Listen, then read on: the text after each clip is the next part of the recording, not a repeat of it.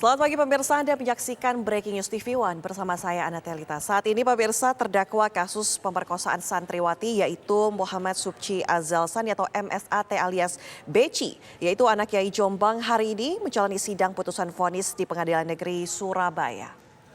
Dan kita sampai nutup saksi dengan terdakwa bertemu bahwa terdakwa pernah mengancam bahwa nilai skor saksi 0, maka saksi harus mengikuti perintah terdakwa. Kalau nilai skor 0 tidak bisa mengikuti pelajaran sekolah. Bahwa saksi menuruti perintah terdakwa juga karena saksi sebagai santri sekaligus murid dari terdakwa selaku guru dan pengurus pondok pesantren. Bahwa saksi tahu Mailina di Moiria juga mengalami dan juga menjadi korban sama seperti saksi. Bahwa saksi tidak melihat, mendengar dan mengetahui langsung kejadian Mailina di Moiria. Saksi tahu dari cerita Habib Babul Muhasiroh dan Mailina di Moiria sendiri. Bahwa terdakwa juga memang diulang. Bahwa terdakwa juga melarang agar tidak menceritakan apa-apa yang saksi alami pada siapapun dan mengancam apabila sampai bocor akan ada bencana dari hubungan.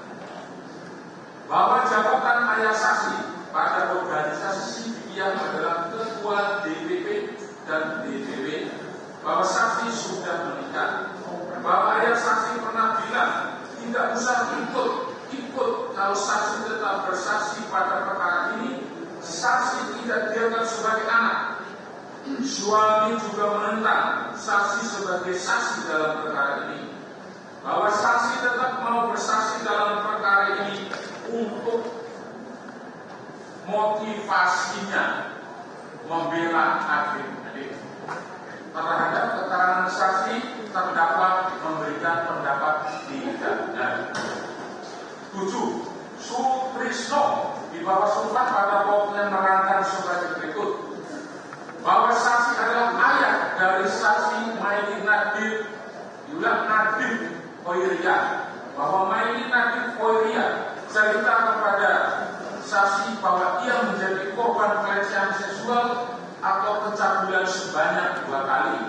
Yang pertama, tanggal 8 Mei 2017 dan yang kedua tanggal 20 Mei 2017. Tempatnya di Puri, Pelanggaran dari sendiri Bukit Cokro Kembang, Kecamatan Padaan, Kabupaten Jombang.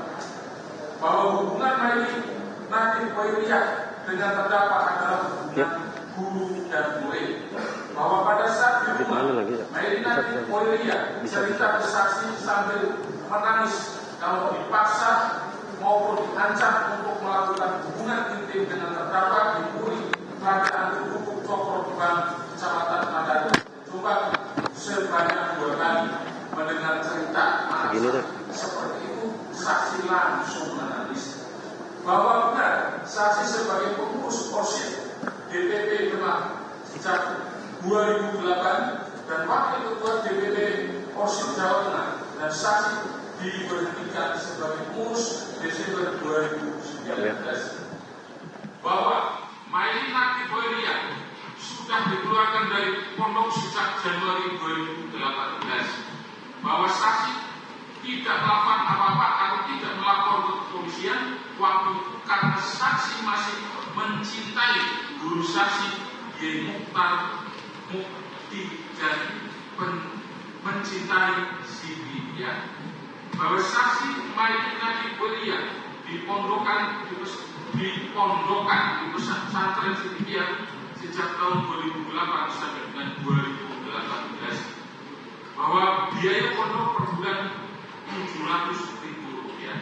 Bahwa kakaknya bernama Iin Mulyadi. Bahwa kondisi saksi Maili Nadir Khoiria shock berat, psikologisnya tertekan. Bahwa banyak yang datang ke rumah saksi, yaitu Pak Nurdi, memberi uang kepada keluarga Rp1,5 juta dan istri saksi menolaknya dan bilang lebih baik kasihkan ke musola. Ada datang Ibu Nani 2 kali yang mengatakan kalau Pak Kiai kangen pengen bertemu.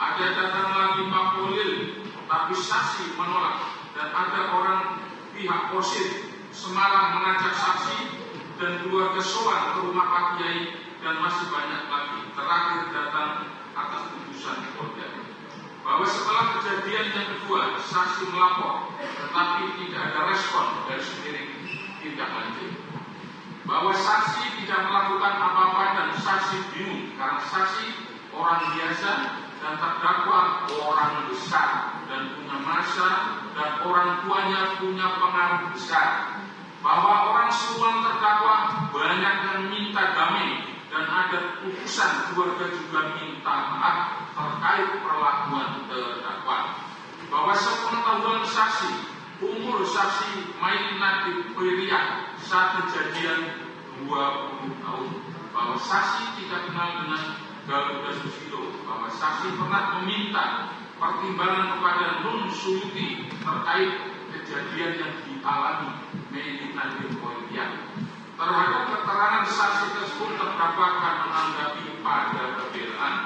8. Kasyono di bawah sumpah pada pokoknya merangkan sebagai berikut, bahwa saksi ayah dari Habibatul Muhasirah, bahwa anak saksi yang bernama Habibatul Muhasirah sejak tingkat 1 sekolah di pesantren Sidiah di Samsari, Kecamatan Poso, Jombang, sampai dengan kuliah dalam hukum FIPI, bahwa saksi mengetahui kejadian yang menimpa Habibatul Muhasirah karena pada saat Habibatul Muhasirah terpilih sebagai tim kesehatan, dia menceritakan kepada saksi, yaitu sekitar pertengahan tahun 2017, Habibatul Muhasirah mengikuti kegiatan tersebut, yaitu berangkat dari rumah sekitar pukul 20.00 dan pulangnya setelah subuh, yaitu sekitar pukul 04.30. Pemirsa, terdakwa kasus pemerkosaan santriwati Muhammad Subci Azal Sani alias Beci,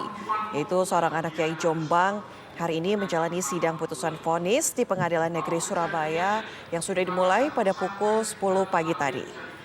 Sidang pada hari ini dipimpin oleh majelis hakim yang diketuai oleh Hakim Sutrisno, Hakim Titik Budi Winarti, dan juga Hakim Khadwanto.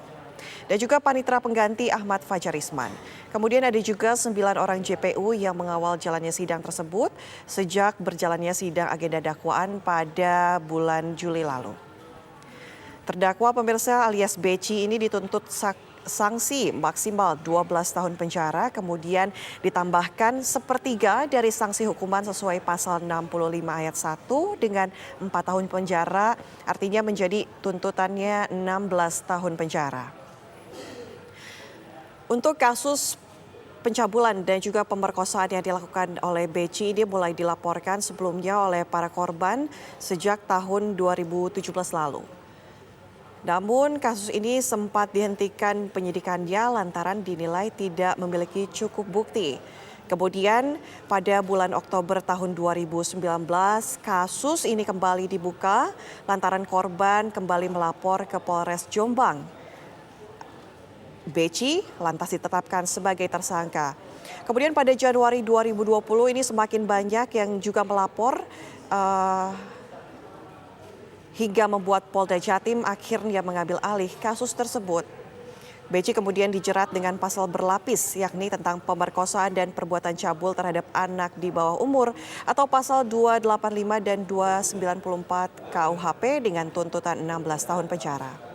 Pemirsa, kalau kita review sebelumnya, proses penangkapan dari Beci ini berlangsung alot, di mana penangkapan ataupun proses pengejaran itu dimulai dari aksi kejar-kejaran mobil di jalan hingga kemudian akhirnya penangkapan paksa langsung ke rumahnya dengan ribuan polisi ini diterjunkan.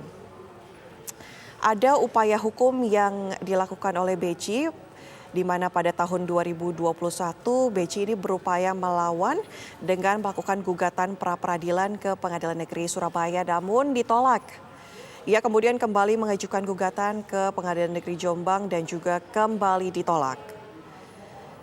Pada 13 Januari 2022, Polda Jatim kemudian menetapkan Beci masuk dalam daftar pencarian orang lantaran mengabaikan pemanggilan polisi yang telah mengeluarkan 3 surat.